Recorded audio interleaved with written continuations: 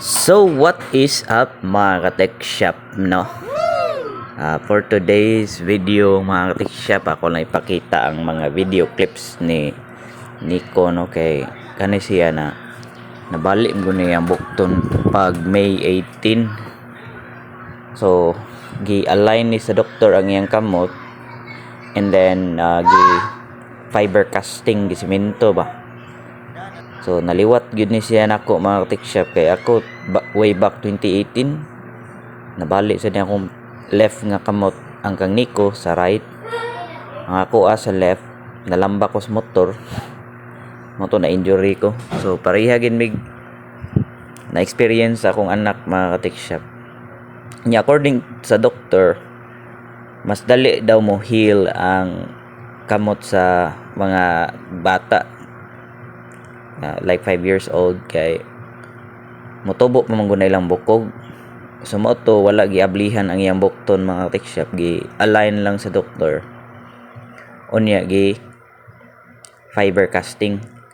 So mo ni x-ray siyang bukton mga tech shop nya, kana siya mao nang ako pag 2018. So pasalamat lang ko mga tech shop nga nadala ra gyud namo dayon mga tech shop, no?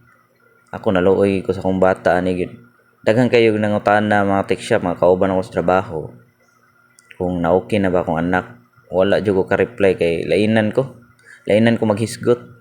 Pero karon murag naka-move on naman ko kay na okay naman siya.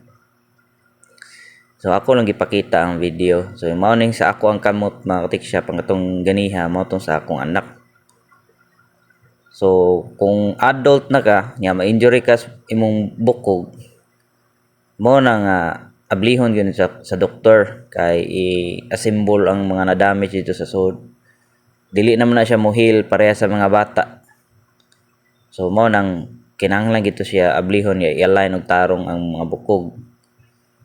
Sa mga bata pwede ra ihilot-hilot nya isemento, basta dili lang kayo grabe ang damage sa bukog mga tech shop, no? So tok ta, knock on the wood sa ta kay kiwaw kayo hisgutan. So mao na ni siyang follow up check up na mo mga tech shop after ni siya 1 week nga na injury siya, or after 2 weeks, May 18. So after 2 weeks ni siya nga na injury, kay almost mga 3 days man mi dito good, or 4 days mi dito sa hospital sa Chongwa.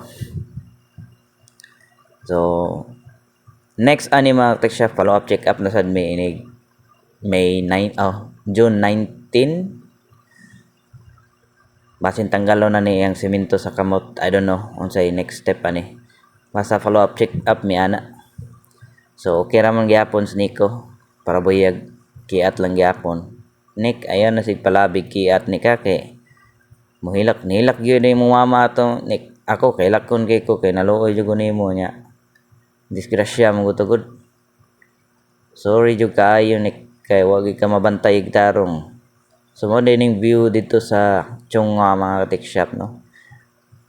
Makita nimo dito ang Bay Hotel. Kana siya kanang Sibodok University. Kita kayo. Nagkan kayo building diri sa Cebu mga tech shop. Nya kung bugoy na miss. So mo ning mga pictures nga na-capture na mo dito pag adto na mo dito sa follow up check up sa Chongwa lang gyapon ni mga tech shop.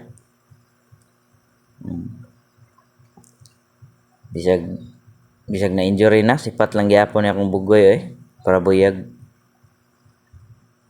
So unta maayo na ni siya nya, di na ni siya duolon og disgrasya kay katulo namin sige balik-balik sa Chongwa mga tech shop para hisgot lang, no? Pag March nasamad na yang agtang gitahi, pag April nagsuka kalibang ni siya nya, karong May nabalik yang kamot. So dolonon jud kayo siya injury mga tech shop.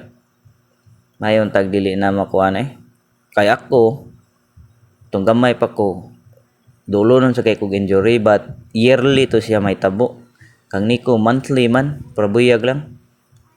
So hopefully ba nga dili na unta ni siya ma-injury kay sige naghilak yang mama ani. Nya, the next day ato mga tech shop, magpaibot unta mi sa ngipon ni Nala, kay nagsapaw na muna yung front teeth. Nya karon kay pagadto na mo dito sa dentist, dili man ibton sa dentist kay moibot lang sila if 7 years old na ang bata. Nya kung front teeth sad, matagak ra daw nag-iyaha ang ngipon mga tech shop, so isige lang ni siya gihingo. So wala gid siya maibti mga tech shop. Lipay siya kay Nala kay dili siya ibtan. Tuo siya sakit ibtan ngipon di ra bagid na anesthesia. Nagpa-cleaning na lang ni ngipon ang iyang mama mga tech shop. So among purpose ni cleaning o paibot ngipon pero silang duha nagpa-cleaning na lang sila. Nya ako ato manam ko paibot mga tech shop, man ako pag-cleaning, nagpaibot na lang sa akong molar kaniadtong Febrero. Katong akong kuan wisdom tooth ipatanggal ako kay samo kayo mga tech shop, nadunot na sad ba. Gasto mi ato 5,000, dala sa tambal ni abot yung 8,000 tanan mga tech shop. Dala sa pliti-pliti. Ni after ani nanglaag mi og Ayala mga tech shop, pero weird kayong Ayala ron mga tech shop ba, kay daghan kay mga store nga nag-close. Dili siya renovation, murag closed gyud siya. Unya ang vibe niya kay mingaw kaayo, di ba madto kag mola mo ginay mga music. Dito sa Ayala wala man gipatukar mga music. Daghan kayog tao dito nagsigirag lakaw-lakaw. Unya ang vibe gid niya murag mingaw. I don't know ngano. Sa Badaw ba yan ni siya nga adlaw mga tech shop. Naigadto ni namo ang kaning bag-on lang. Actually dugay na nila gi-post kaning murag playground. Karon pa mi nakaanhiya ni mga ka-tech shop. Perting lingawan ni Nala ni. For sure masuya na sa ni Nico makakita ni. Kay di man siya pwede makakiat-kiat. Tungod siyang kamot. So mao to nga sinala na lang nalingaw ani mga tech shop. Then after ato nangaon na lang sad mi mga tech shop no. Dito mi nangaon sa KFC kay ang mga store lagi dito sirado. Hasta ang Jollibee, pero ang Jollibee murag renovation to ang Jollibee ato kay may lahan man nimo. And then pasalamat sa ko ni Sir Redford mga tech shop, nang hatag siya og school supplies, mga crayons, papel o mga notebook. Yearly na niya buhaton mga tech shop, tagaan niya mga grade 1 students sa zone Kamungay. So daghang kayog salamat Sir Redford. Na siya sa Australia ron. Sir, dada sa kog Australia sir basin nangita kag expert nga IT ba. Expert man ko sir, pa expert ra ba. Let's go. Anyway, daghang kayog salamat sa imong pa school supplies sir. Dako kayo ni siya tabang. Kay hapit na ang ablang school, nakapalit na mig sapatos.